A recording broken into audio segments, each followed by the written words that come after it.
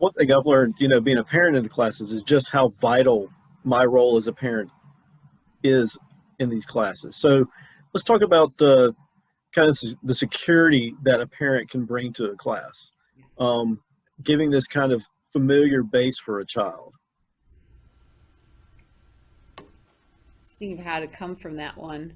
The security can be so many levels, from the security of them getting them to the class securely, um, and coming, but when they come in, they're bringing that secure feeling.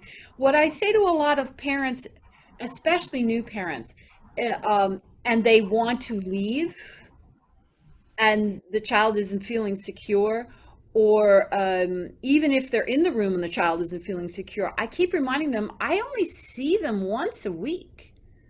And the expectation that they're going to feel comfortable immediately in my space is a big, large expectation. So if I can invite the parent to come in and take a seat on the floor and, allow them to sit on your lap and allow them to meet their needs, are they thirsty? Are they hungry? All those important security things are done.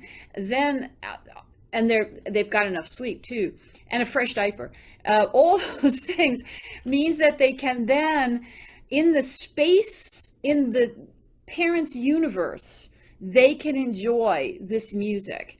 But I got to have the parent in the room providing that space. So is that the security you're talking about? Is that where you... I think that's part of it, yeah. In my mind, it also gives the child the ability to, seek out new experiences. If they know that they have a home base, they're being me. If like in class with Katie, especially when she was younger, as long as she had me as a home base, she was happy to go get sticks, as long as she could come back to me. It's almost like it's building confidence and comfort for the child to be able to experience these things.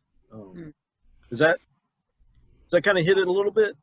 Yeah, I think so too. And to maybe address the online aspect of that security, I think part of that is what we're hoping that the parent can set up the environment to be secure.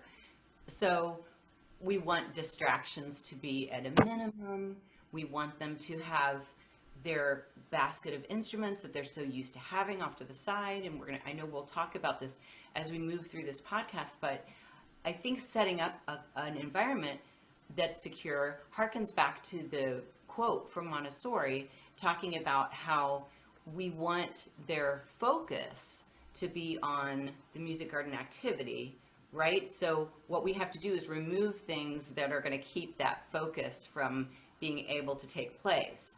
And anything that's, causing them to distraction, we want to eliminate that. So anything that's outside of what they need. And I think there's a real security in knowing I've got my sticks here, I have my scarf here, it's all right here. My other toys are not around me.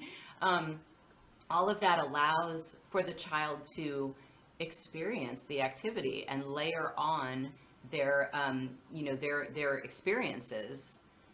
And we want to give them that opportunity to layer on experiences to these concepts, rather than getting distracted by what's in the room. So I think there's a real security in that, and I think that the children really appreciate that, and we model that as well. So we're hopefully our space looks like what we want their space to look like. I always very specifically say, after maybe we've worked with our sticks, I'll say, now I'm going to take my sticks and I'm going to put them back in my basket, which is over here. Sometimes I show them my basket, and then I kind of lean over and set that to the side and move on to the next thing. And I do have to keep an eye out on all the boxes, as Ellen was talking about, in front of me, because they're not always going to do that. And sometimes you see like little sticks, you can see them poking up into the box, and then you have to remind them to please put those things away, because that's usually when the parent has stepped out or they're not there, and you're the one trying to give them that security. So a little reminder, right now we're using our hands. So I do a lot of this in my in my classes. Mm-hmm. I said, let's put our sticks down, and then as soon as you put your sticks over there, can you show me your hands? Because once they've shown me their hands, I know they've let go of whatever that was, whether it was a breakfast burrito or it was sticks. They're going to let go of that, and then we can go on to the next activity. And that comes in handy also with, I should say, playing drums. I don't know if you've noticed that students want to use things to play the drums. Yes. They're like, Mm-hmm. I'm going to use those wooden spoons that we're using for sticks, and I'm going to play my drum. So I really have to draw their attention to that. No, we're going to use our hands on our drums. Watch, and they need to see me with how I'm playing my drum. And so I'll have to have them set their sticks aside, show me their hands, and now we're going to go, yes, ma'am, and we're going to play our drums. So all of that, I think, builds on this idea of a secure environment, and provides that space that we need for them to engage and to grow.